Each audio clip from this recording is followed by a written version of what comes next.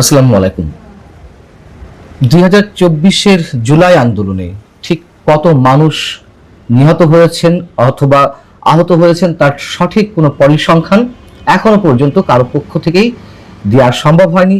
কেন দেওয়া সম্ভব হয়নি, এর মধ্যে বিশেষ কোনো উদ্দেশ্য রয়েছে কিনা এটি নিয়ে যেমন প্রশ্ন রয়েছে, ঠিক একইভাবে খোদ জাতিসংঘ নিহতদের পরিসংখ্যান নিয়ে যে প্রতিবেদনটি দিয়েছিল সেটি নিয়েও শুরু থেকে অনেক ধরনের বিতর্ক রয়েছে এবং সেই বিতর্কের জায়গা থেকে তাদের প্রতিবেদনের প্রায় 1.5 বছর পরে এসে শেখ হাসিনার পক্ষ থেকে আন্তর্জাতিক খ্যাতিসম্পন্ন আইনি প্রতিষ্ঠান ডাউটি স্ট্রিট চেম্বার তারা জাতিসংঘের কাছে একটি চিঠি দিয়েছে তাদের এই বিতর্কের বিষয়গুলো তুলে ধরে। নিঃসন্দেহে এই চিঠিটি অনেক বেশি গুরুত্বপূর্ণ, তার কারণ ডাউটি স্ট্রিট চেম্বার সম্পর্কে নিশ্চয়ই আমাদের অনেকেরই ধারণা আছে এটি যেন তেন কোনো ল ফার্ম নয়। বিশ্বের যে কটি হাতে গোনা আন্তর্জাতিক খ্যাতিসম্পন্ন রেপুটেড ল ফার্ম রয়েছে তার মধ্যে একটি। এই প্রতিষ্ঠানে এই মুহূর্তে 120 জন বিশ্বসেরা আইনজীবী কাজ করছেন। তাদের অন্যতম স্টিফেন পাওয়েলস কেসি, তিনি শেখ হাসিনার পক্ষ থেকে ডাউটি স্ট্রিট চেম্বারের হয়ে জাতিসংঘের কাছে এই চিঠি দিয়েছেন একদিন আগে, 28শে মে। স্টিফেন পাওয়েলস কেসি, তার নামটির সঙ্গে যে শব্দটি জড়িয়ে আছে সেটি সম্পর্কে আমাদের একটু বলা দরকার 30 সেকেন্ডে। কেসি অর্থ কিংস কাউন্সিল, এটি খুবই প্রেস্টিজিয়াস টাইটেল, এলিট স্ট্যাটাস বোঝাই এই শব্দটি থাকলে, এবং খুবই খুবই জটিল মামলাগুলো পরিচালনায় যারা সিদ্ধহস্ত তাদেরকে এই টাইটেলটি দিয়ে থাকেন খোদ ব্রিটেনের রাজা। অতএব খুব স্বাভাবিকভাবেই যে চিঠিটি জাতিসংঘকে দেওয়া হয়েছে অনেক দিক থেকে এটি গুরুত্বপূর্ণ এবং ডাউটি স্ট্রিট চেম্বার বা ডাউটি স্ট্রিট চেম্বারের কোনো আইনজীবী কোনো ধরনের তথ্য প্রমাণ ছাড়াই কোনো ধরনের খুবই যৌক্তিক জায়গা ছাড়া তারা কোনো বিষয়ে লড়েন না, এটুকু আমরা জানি। এখন চিঠির যে মূল বক্তব্য সেটি আসলে কি? চিঠিতে বলা হচ্ছে যে জাতিসংঘ যে 1400 জন নিহত হওয়ার দাবি করেছে,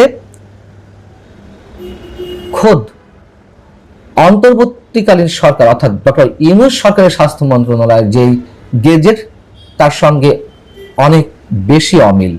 তার কারণ ডক্টর ইউনূস সরকারের স্বাস্থ্য মন্ত্রণালয়ের যে গেজেট প্রকাশিত হয়েছিল তাতে নিহতের সংখ্যা 5 আগস্ট পর্যন্ত উল্লেখ করা হয়েছিল 834 জন। বৈষম্য বিরোধী ছাত্র আন্দোলনের যে ওয়েবসাইট তাতে উল্লেখ করা হয়েছে যে নিহতের সংখ্যা 650 জন। আর জাতিসংঘ বলেছিল জুলাইয়ের শুরু থেকে 15 আগস্ট পর্যন্ত নিহতের সংখ্যা 1400 জন। সেই জায়গা থেকে যথেষ্ট পরিমাণ ভুল ভ্রান্তি তাদের পরিসংখ্যানে রয়েছে এমনটি দাবি করা হয়েছে চিঠিতে। চিঠিতে বলা হচ্ছে যে স্টিফেন পাওয়েলস কেসি তার দাবি যদি নিরপেক্ষ এবং স্বাধীন তদন্ত করা হয় তাহলে প্রকৃত সংখ্যা আরো কমে আসতে পারে এবং রাজনৈতিক সহিংসতাকে উস্কে দেওয়া ও বৈধতা দেওয়ার জন্য ভুল তথ্য ব্যবহারের একটি বিপজ্জনক নজির স্থাপন করেছে খোদ জাতিসংঘ। স্টিফেন পাওয়েলসের দাবি জাতিসংঘের দল শেখ হাসিনার বিরুদ্ধে যে অভিযোগ এনেছে তা রাজনৈতিক উদ্দেশ্য প্রণোদিত। জাতিসংঘের অনুসন্ধান প্রক্রিয়ায় অন্তর্বর্তী সরকার এবং ব্যক্তিগতভাবে ডক্টর ইউনূসের প্রভাব থাকা নিয়েও গুরুতর প্রশ্ন উঠেছে। তিনি বলছেন যে হাসিনার রাজনৈতিক প্রতিপক্ষরাই অনুসন্ধান কার্যক্রমে প্রধান ভূমিকা পালন করেছে বলে মনে করা হচ্ছে। এই হচ্ছে ডাউটি স্ট্রিটের চেম্বারের হয়ে স্টিফেন পাওয়েলস কেসির যুক্তি।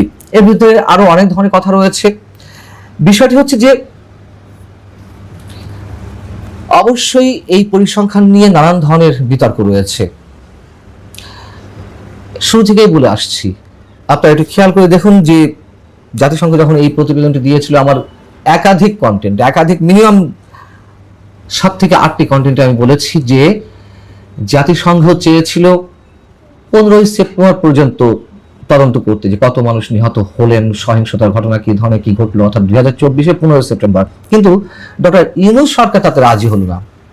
তারা বলল যে না, 15 সেপ্টেম্বর পর্যন্ত করা যাবে না, করলে 5 আগস্ট পর্যন্ত করতে হবে, যেদিন শেখ হাসিনা সরকারের পতন ঘটেছে। যখন দুই পক্ষ থেকে একটা আর্গুমেন্টের জায়গা তৈরি হলো, তখন সিদ্ধান্ত হলো যে ঠিক আছে 15 আগস্ট পর্যন্ত তদন্ত করা যাবে। এই যে ডক্টর ইউনূস সরকার 15 সেপ্টেম্বর পর্যন্ত তদন্ত করতে দিচ্ছিল না বা তদন্তে রাজি হচ্ছিল না, সেটাই তো একটা বড় প্রশ্ন, যে কেন 15 সেপ্টেম্বর পর্যন্ত তদন্তে রাজি হবে না। তখন 5 আগস্টের পর থেকে তো অনেক ধরনের সহিংসতা হয়েছে, অনেক ধরনের হত্যাকাণ্ড হয়েছে, পুলিশ হত্যাকাণ্ডের শিকার হয়েছে, সাধারণ মানুষদেরও অনেকে হত্যাকাণ্ডের শিকার হয়েছে। সেই হত্যাকাণ্ডগুলো কারা ঘটিয়েছে? এবং যদি ধরেও নিই যে 5 আগস্ট পর্যন্ত ডক্টর ইউনূস সরকার দাবি করছিল, সেখানে 15 আগস্ট পর্যন্ত জাতিসংঘ তদন্ত করলো এবং সেই তদন্তে 1400 জন মানুষ নিহত হয়েছেন, এমনটি তথ্য জানানো হলো। আমরা যদি ধরেও নিই যে কোনো ধরনের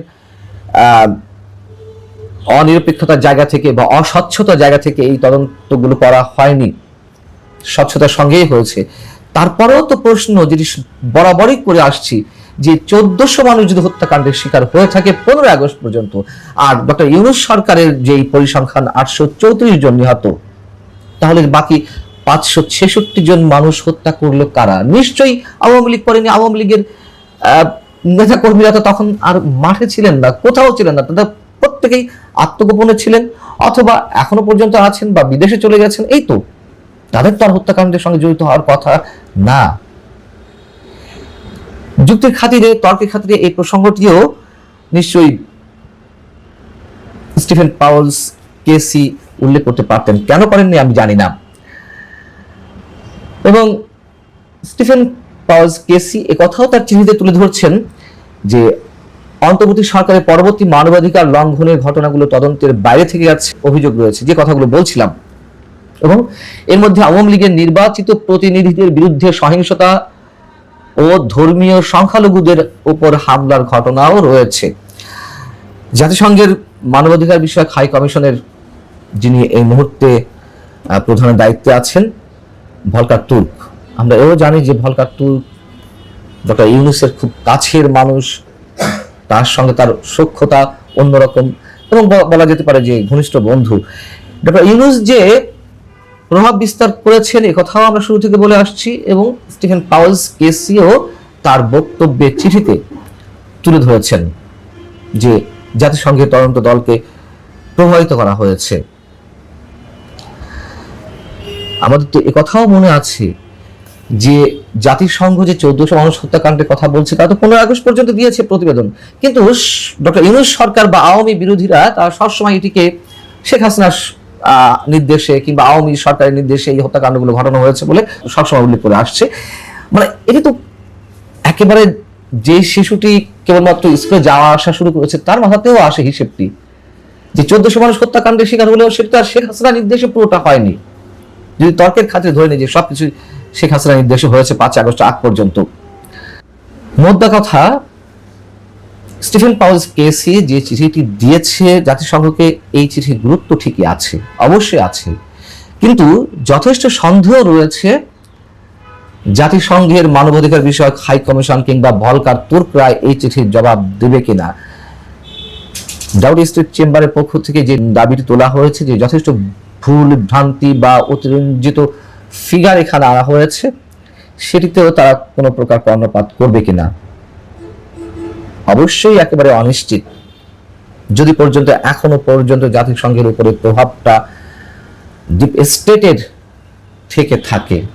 এবং একটি কথা আপনাদের মনে করিয়ে দিই, এই জাতিসংঘের মাধ্যমেই তো মিয়ানমারকে কথিত মানবিক করিডোর দেওয়ার কথাবার্তা হচ্ছিল, তারাই তো প্রথমে শক্তি তুলল। ওই যে 2024-এর পরপরই 2025-এ জাতিসংঘের মহাসচিব তিনি বাংলাদেশ সফরে এলেন, ডক্টর মোহাম্মদ ইউনূসকে সাথে করে তিনি রোহিঙ্গাদের শিবিরে গেলেন, সেখানে গিয়ে বলে আসছেন যে খুব দ্রুত রোহিঙ্গাদের ফিরিয়ে নেওয়া হবে। ডক্টর ইউনূস তো বলেই ফেলেন যে এই ঈদ না হোক, সামনের ঈদে রোহিঙ্গারা যারা আশ্রিত রয়েছেন তারা তাদের নিজ অঞ্চলে নিজ মাতৃভূমিতে ঈদ করতে পারবেন। এবং রোহিঙ্গা শিবিরে গিয়েই যে সমাবেশটি আয়োজন করা হয়েছিল, সেখানেই সেই কথিত মানবিক করিডোরের প্রস্তাবটি তুলেছিলেন জাতিসংঘের মহাসচিব। তারপর থেকে তো এই করিডোর নিয়ে অনেক কথা হলো। অতএব আমরা নিঃসন্দেহ বলতে পারি যে জাতিসংঘের উপরেও ডিপ স্টেটের অবশ্যই প্রভাব রয়েছে। এবং স্টিফেন পাওয়েলস যে দাবিটি করেছেন যে সহিংসতা উস্কে দেওয়ার মতন এই যে তথ্য সেটি যথেষ্ট কাজে লাগতে পারে। আমরা অপেক্ষা রইলাম যে আসলে জাতিসংঘে কোনো ধরনের উত্তর দেয় কিনা। আমরা এখনো পর্যন্ত জানি না, অবশ্যই নিশ্চিত করে জানি না যে এই হত্যাকাণ্ডগুলো কারা ঘটিয়েছে। তবে শুধুমাত্র আওয়ামী সরকারের নির্দেশে সেটা আইন শৃঙ্খলা রক্ষার নামে হোক বা যে কারণে হোক কোনো কোনো হত্যাকাণ্ড ঘটতে পারে, তবে এর বাইরে যে তৃতীয় একটি শক্তি রয়েছে হত্যাকাণ্ডের সঙ্গে জড়িত বা আন্দোলনকে সহিংস করে শেখ হাসিনা সরকারের বিরুদ্ধে জনরোষকে আরো তীব্র করে তোলার জন্য, সেটিও স্পষ্ট। ভালো থাকুন সবাই, আল্লাহ হাফিজ।